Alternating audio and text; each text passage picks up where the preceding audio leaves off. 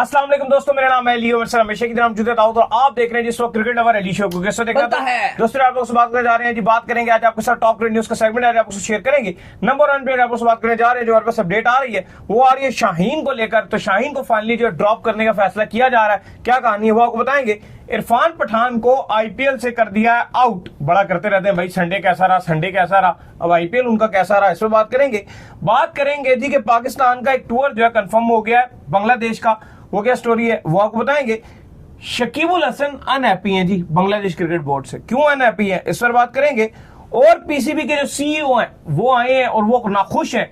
जो अपडेट आई थी आपको पता है कि बड़ा कंट्रोवर्सी बन गई थी कि उनको क्यों नहीं बुलाया गया स्टेज पे, इस पर भी बात करेंगे। तो अगर आप हमारे चैनल पर पहली बार आए चैनल को आप सब्सक्राइब करें, साथ में बेल आइकन भूलिएगा। तो बात का आगाज करते हैं नंबर 1 खबर के साथ जो हमारे पास आ रही है। तो जो नंबर 1 खबर आ रही है वो यही आ रही है कि शाहीन शाह अफरीदी को अब ये फैसला कर लिया गया कि उनको नेक्स्ट मैच से ड्रॉप किया जाएगा। और ये शाहीन शाह अफरीदी के लिए मैं आपको बता दूं, जिस तरह से चीजें उनके लिए चलती आ रही हैं, ओडीआई से पहले वो ड्रॉप हो गए, T20 से अब फिर वो ड्रॉप होने जा रहे हैं, उनके लिए तो चीजें आसान नहीं है अब आगे। देखिए, इस टाइम शाहीन शाह अफरीदी पे शदीद क्रिटिसिज्म हो रहा है और वजह ये बन रही है कि पाकिस्तान 105 पर ऑल आउट हो गया। और जिस तरह का पिच था, उनके कल के बच्चे, वो जैक फॉल्स को आप बॉलिंग देखो कितनी शानदार कर रहा है, वो जैकब डुफी कितने मैच खेला है, उसको आप देख लो वो किस तरह बॉलिंग कर रहा है, खेल गया है वो भी। रोरके ने आपको पहली एक विकेट दिला दी, उन दोनों ने मिलकर 7 विकेटें ले ली दोनों ने। उन्होंने तो ऐसे बॉलिंग कर रहे थे जैसे वो पता नहीं ट्रेंट बोल्ट और सऊदी की जोड़ी बहाल हो गई हो, वो जैकब डफी और फॉल्स का।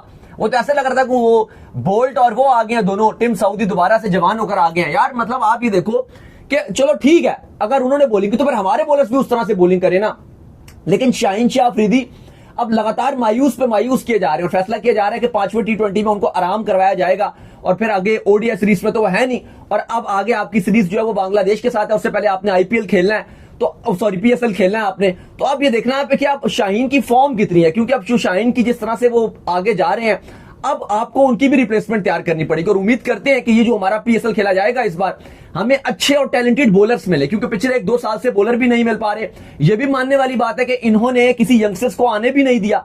ये आमिर भी कह चुके हैं बहुत बार कि ये जो एक उन्होंने ग्रुप बनाया हुआ है, ये उससे बाहर के बंदे को ना ये एक्सेप्ट करते हैं ना ये आने देते हैं, चलने नहीं देते। वही जो इनके पास 4-5 बॉलर हैं, 3 ये खुद हैं, एक आदि इन्होंने हसनैन और हसन को रखा हुआ है, वो 2 रखे हुए हैं। उन 2 को बुलाते हैं जब एक अपनी रिप्लेसमेंट के तौर पे, एक सीरीज में हसन बेंच पर होता है तो अगली सीरीज में हसनैन होता है। अब यकीन करें, अगर तो आकिब जावेद आपका ओडीआई के अंदर परफॉर्म कर गया और उसने बेहतरीन विकेट्स ले दिए, तो वो डायरेक्ट रिप्लेसमेंट होगा शाहीन शाह अफरीदी की। और ये जो अब आपका पीएसएल सर के ऊपर खड़ा हुआ ना, अगर इससे अल्लाह करे कि इससे हमें कोई बॉलर मिल जाए, जो कि मुश्किल है क्योंकि विकेट ऐसी होती है कि बॉलर मिलता नहीं है, लेकिन अगर यहां से भी आपको बॉलर मिल गया, उसको भी टीम में जगह मिल जाएगी। शाहीन शाह अफरीदी का जैसे पहले नसीम का पत्ता कटा T20 से, अब शाहीन शाह अफरीदी का पत्ता कटने जा रहा है। एक बॉल से मेरा हमेशा ये सवाल रहता है शाहीन शाह अफरीदी से कि एक बॉल से वो कितनी विकेट ले लेंगे, जब बैट्समैन को भी पता है कि इसके पास एक ही वैरायटी है, इसने जो है राउंड द स्टंप आना है, बॉल इसने करना है और पैड को इसने टारगेट करना है, बॉल इसने अंदर लाना है।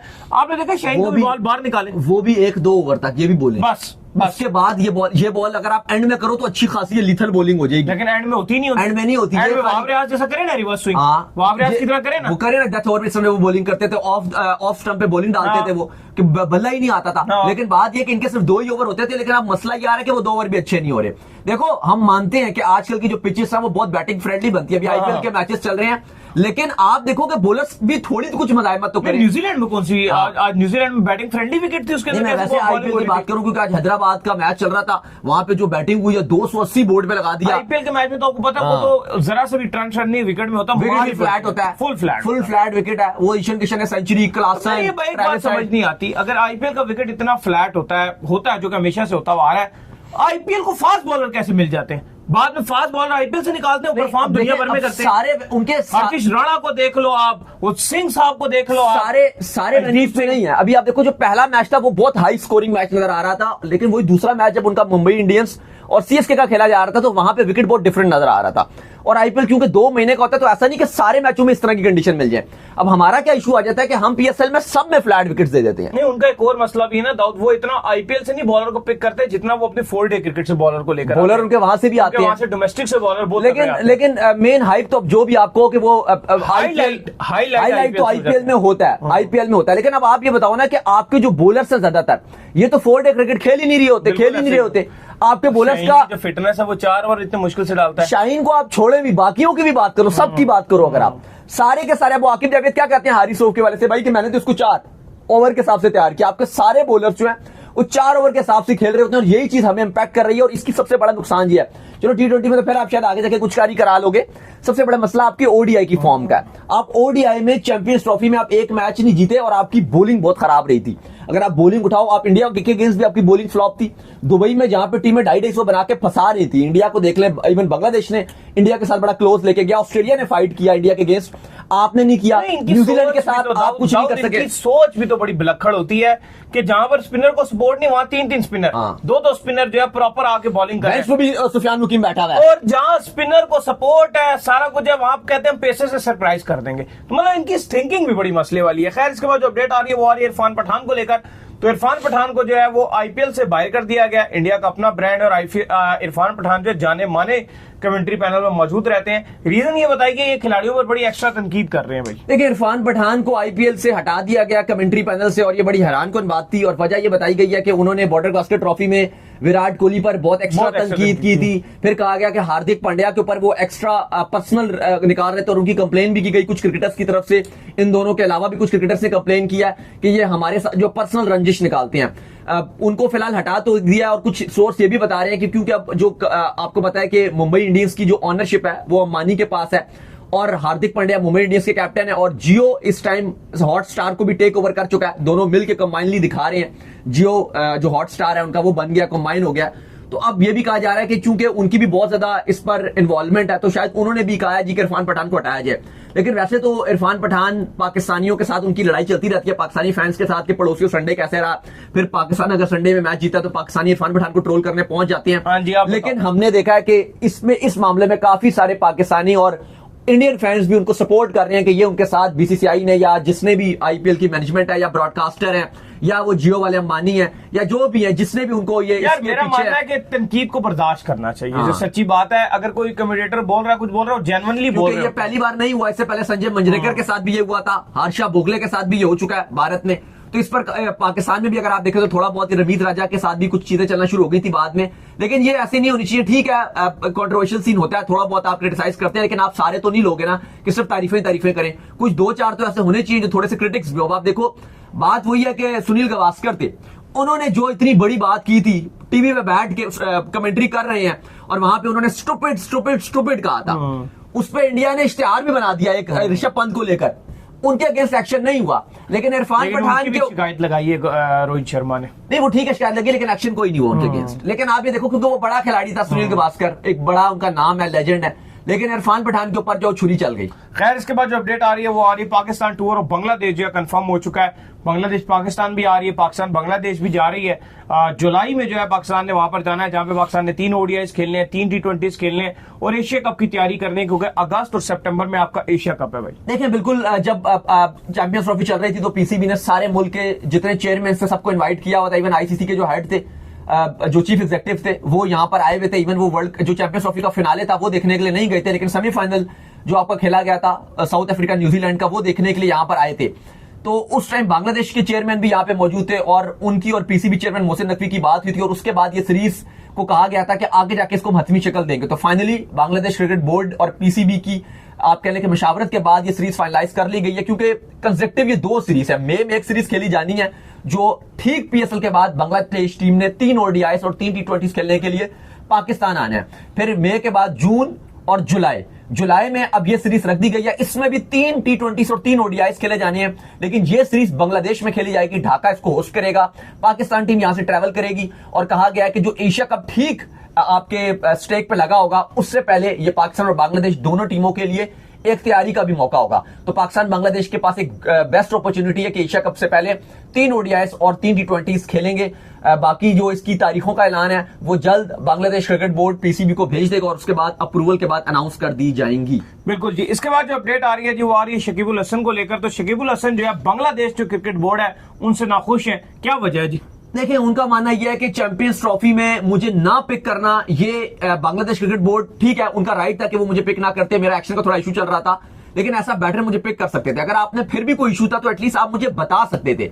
इवन आपको, अगर आपने देखो आईसीसी की प्रेस कॉन्फ्रेंस, तो हमने सवाल भी किया था वहां पर, जो बांग्लादेश क्रिकेट के जो कोच आए हुए थे तो खुद ही बोल रहे थे, उन्हीं को समझ आ रहा था वो क्या बोल रहे हैं, और किसी को समझ नहीं। इतना हल्की आवाज में वो बोल रहे थे, तो खैर कुछ नहीं आ उनसे रहा। मैंने सवाल किया था कि शकीब लिटन दास को आपने टीम में क्यों पिक नहीं किया, तो उन्होंने क्या बांग्लादेश उसकी वजह से हर्ट हुआ है, शकीब भी नहीं थे, तो उन्होंने कहा नहीं अब जो हो गया वो हो गया, अब यही है। थोड़ा सा बांग्लादेश क्रिकेट की अगर आप सिलेक्शन की भी बात करो तो ये हकीकत बात है कि उन्होंने सिलेक्शन में जो चैंपियंस ट्रॉफी की थी इसमें बहुत ज्यादा नोक झोंक लिटन दास को होना चाहिए था, शकीब को होना चाहिए था, पता नहीं क्यों नहीं डाला। देखो ये शकीब का गिला बिल्कुल जायज है कि उनको बांग्लादेश क्रिकेट बोर्ड ने ओडीआई में रखना चाहिए था। इवन उन्होंने कहा था कि मुझे चैंपियंस ट्रॉफी में रख लो, उसके बाद मैं रिटायर्ड हो जाऊंगा। अभी तक उन्होंने रिटायरमेंट अनाउंस नहीं की, लेकिन उन्होंने पहले ही बता दिया था कि चैंपियंस ट्रॉफी में खेलूंगा, फिर मैं ओडीआई को खैर बात कह दूंगा। T20 और टेस्ट से वो रिटायर्ड हो गए।